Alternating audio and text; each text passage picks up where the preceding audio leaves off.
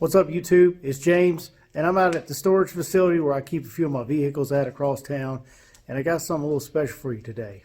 So I made a purchase a few days ago of something that everybody that works on cars should have, or probably wants, or dreams of having, and what that is an automotive lift. Now, this is actually a 4-post lift. It's mostly used for storage, but you can do some work on there: transmission work, exhaust work, oil changes, rear end service, stuff along those lines that you don't have to remove the wheels on. It does come with a jack and tray, so you can remove the wheels, so it is possible to do that kind of work on there, but it's not really made for that. It's really made for storage. And what it'll allow you to do, even in your home garage, you can set this thing up and move it around where you want it. And then if you have two low profile cars, like myself, most of my stuff's low profile, you can actually stack two low profile cars in a regular home garage. So I think that's cool. So for now, I'm not putting it in my home garage because the ceiling's not quite as high as the newer houses are, and it's a standalone garage. I could probably get away with it with the Corvette and maybe another low profile vehicle, but I'm not gonna deal with that for right now. I'm gonna leave it out here at the storage facility. So we got this thing on rollback. It's pretty heavy. It's like 1,600 pounds. We're going to start disassembling the parts, getting it off the rollback, and bring it in the shop and start assembling it.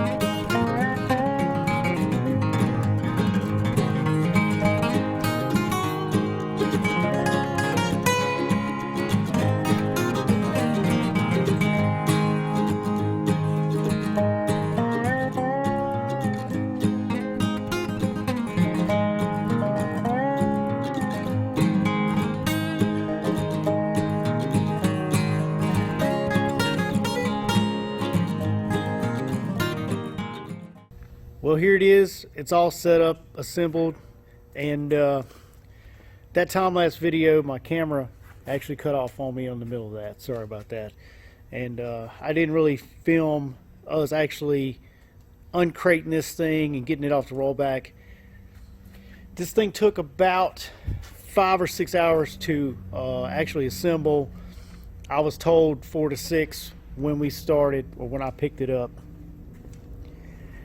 And it really wasn't that hard to do. It just pretty much, it's just, you bolt these runners on right here, and these posts, they just slide on, and then, you got this locking mechanism, you got to assemble all that, and the cable's already on this one, and you just run them up to the top, and you got to tighten those bolts up there. But it was just kind of a learning curve, because me and Scott, we had never done one of these things. I'd watched the videos, I'd read the manual. Another thing that kind of tripped us up when we were putting this thing together was, and I don't know if it was a good thing or a bad thing, but there was a lot of extra hardware included. I guess maybe they didn't want you to get it and realize, hey, I'm missing a bolt or I'm missing this, so they gave you extra of pretty much everything. And the problem with that was we would assemble a part and then we would have, you know, 1 to 3 or 4 washers or nuts or bolts left over, and it was kind of making us question, did we miss something or do we have extras? And come to find out, pretty much every piece we put together we had extras, and it wasn't because we were not assembling it correctly. We kind of ran out of time yesterday when we put this thing together, and I didn't get a chance to level it out because I didn't have a level out here. But you do have to level it out. You have to level it out while it's on the lock slots. As you can see here, these lock slots. You got to sit on the lock slots, level it, raise it off of that. Then you got to level it again on the actual cables. So, as far as quality, I think this is a Autolift FPK-DX. I think it's a P8. And overall with the quality, I mean, it looks like it's really good quality lift. And like I said, it's supposed to mainly be used for storage. Now, I paid the extra $100, and it actually come with the drip trays, which I don't have on there, and it comes with the jacking tray in the middle right there, so you can put a jack. You can order one for less than $100, and it don't come with all that. And it doesn't come with the casters down here. So these casters, these 4 casters, they pin in underneath the ramps. You raise this up, and you pin them in right here, and the other end slides underneath these pins over here. And what you can actually do is sit this whole thing down on the casters, and then you can actually just move it around however you want it, position it however you want it.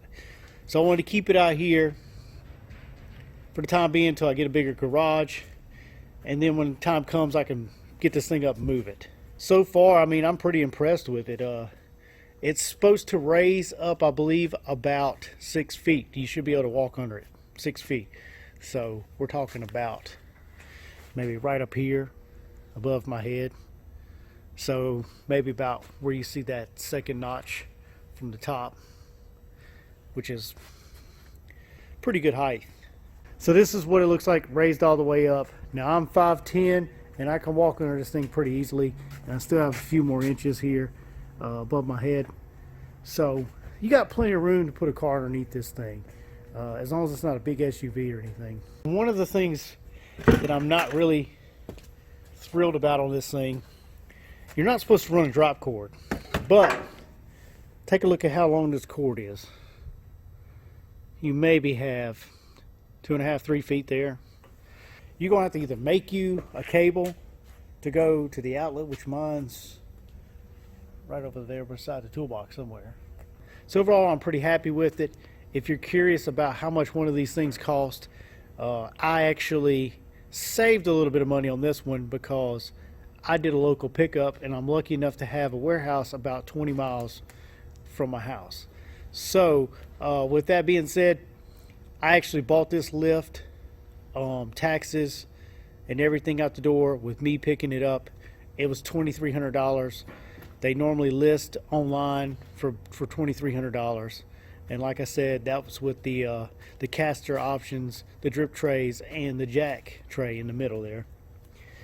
But if you start factoring in, you got to go have this thing shipped to your house and stuff like that, that's going to be an extra cost. Of course, you're probably looking at several $100s, and it's just something. It's heavy, it's long, it's 14 feet long, I think, right here. The runners are.